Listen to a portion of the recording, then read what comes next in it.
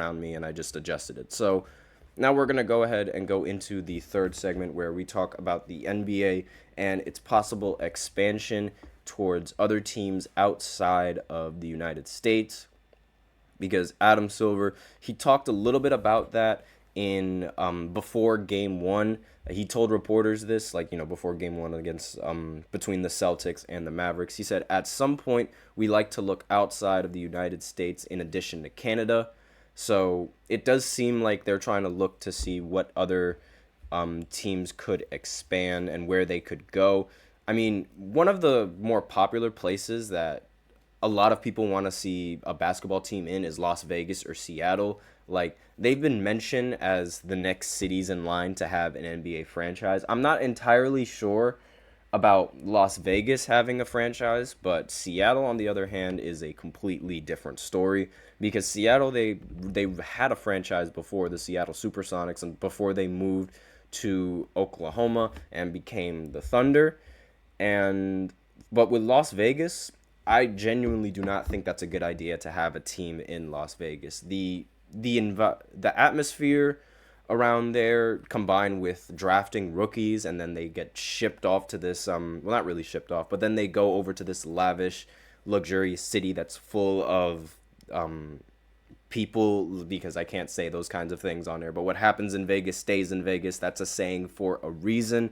And having teams like play there, it's already caused the NFL so many problems. Like, we've seen what happened with Henry Ruggs, and Las Vegas has been, as the Raiders as a franchise, they've been known to be cursed with a lot of bad luck. And part of that bad luck has to do with how some of these players act outside of actually playing the sport. And it's just not I don't think it's a good environment to bring rookies over to. Like, it doesn't really promote much. And I remember this one time where Pat Riley, he told a rookie that he better not see the rookie playing or like doing anything outside of basketball. Like, he better not see him on any sort of headlines, because he understood that Miami and the city of Miami is crazy, and the city of Miami, it makes people do a lot of things. Oh, we have someone in the chat, Dragos Tasca. Hello from Romania. Oh, well, hello from the United States. It's always nice to get a bunch of different people from different backgrounds in the chat. It always warms my heart. So we're talking about expansion with, the NBA between a bunch of other teams outside of the United States. I'm not entirely sure how that's going to really work. I mean, Vancouver, they used to be the Grizzlies, but they had a really difficult time in sustaining that franchise, which is why they moved over to Memphis. And the only other franchise that has been, not an American franchise, I guess you could say, is the Toronto Raptors, and they're still pretty popular in the NBA. They became even more popular when they won that championship, and obviously, they're just looking for a lot more ways to expand their league. But I feel like it's just going to be really difficult, especially when you don't live in the United States, because when you think about it, all of these teams, they're in the exact same continent, so it's like they're relatively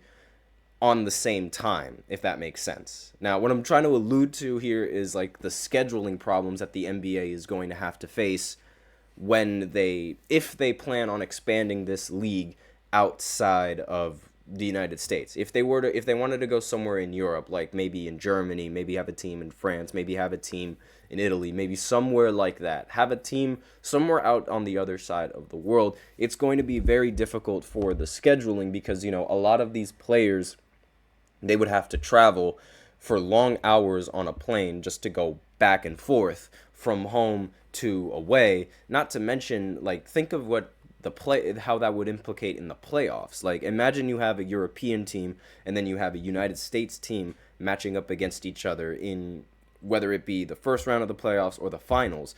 The finals is probably a little bit more lenient because you have more time, but if it was in the first round, you'd have to travel from the United States. So we'll just since we were talking about Miami, might as well talk about Miami. You have to go from Miami all the way to maybe to Germany just to play the first game of a playoff series. Then you have to stay there in Germany and completely adjust your sleep schedule because, the time zone difference is completely different from Miami and Germany, and play the series over there. Then you have to go back over to Miami and then readjust your sleep schedule again if it's already messed up, and get ready to play the two games that are your home games. And for Europe, for the European team, on the other hand, they have to completely readjust their sleep schedule to go over to Miami to play those two games. Then it's back and forth between for game 5, 6, and 7 if that is necessary.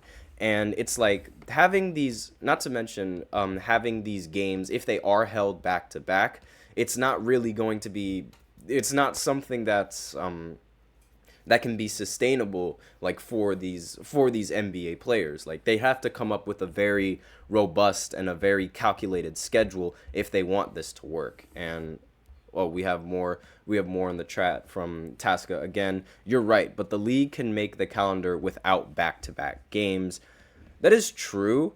And like, they have, like, I feel like that's what they should do. Like, I don't think that a lot of these players should be playing in back-to-back games. But it is a long season. They can't really just shorten the season completely.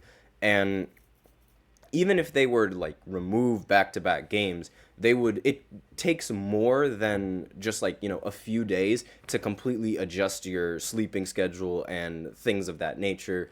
And because like it would feel like it wouldn't feel right, if that makes sense. Like, everything would feel very off when you're going over and playing at a completely different time than what you're used to playing.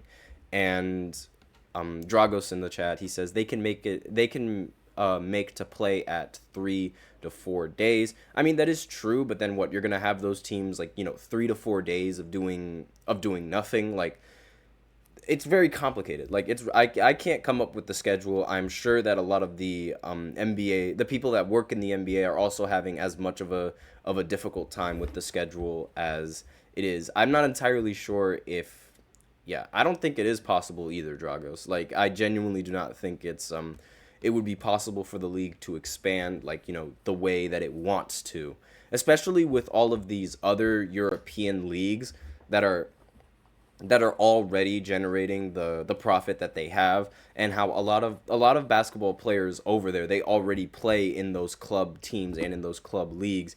And I don't know, I feel like having the NBA go overseas like that, it's a huge shift in basketball focus for a lot of the fans out there in Europe, and it's also going to be a huge shift for a bunch of NBA players to be able to adjust to playing in Europe. Like, I mean, the NFL is desperately trying to do it, but it doesn't really seem like that's something that the NBA can do. And it's like, oh, Drago, he says, here in Europe, they play from 3 to 3 days or 4 to 4 days. Right. It's very different, like how the scheduling works in European leagues and how it works in the NBA leagues. And that's also something that a lot of those players, they would have to adjust to if they plan on joining that, NBA team that is overseas. Like, again, it's the ridiculous scheduling that's going to be a problem. Not to mention some of these some of the primetime games might also be a problem, because like you might have games start as early as like 6 o'clock in the morning. I know in the NFL,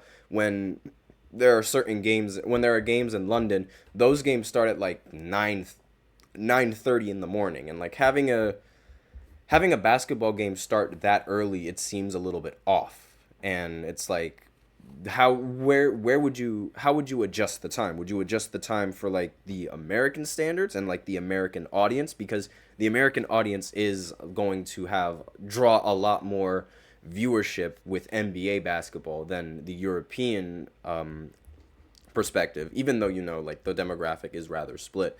But it's like, it's going to be a problem just figuring out whose schedule is it to follow. Like, do we follow the American schedule? Do we follow the Germany schedule? Do we follow European schedule? It's this, that, and the other.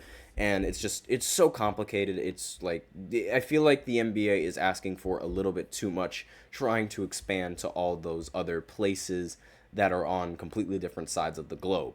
But that's basically all I had for this third segment. So now we will go ahead and go into the fourth segment, where I talk a little bit more about the Cavs drama that's been going on in the offseason. And here we have a trade proposal coming in from an NBA analyst, I believe it was. I'm not entirely sure if he's an insider. Nope, just an analyst. So we have a trade proposal coming in from one of them, and I'm just going to go ahead and talk a little bit about that right after this short break. So be sure to stay tuned.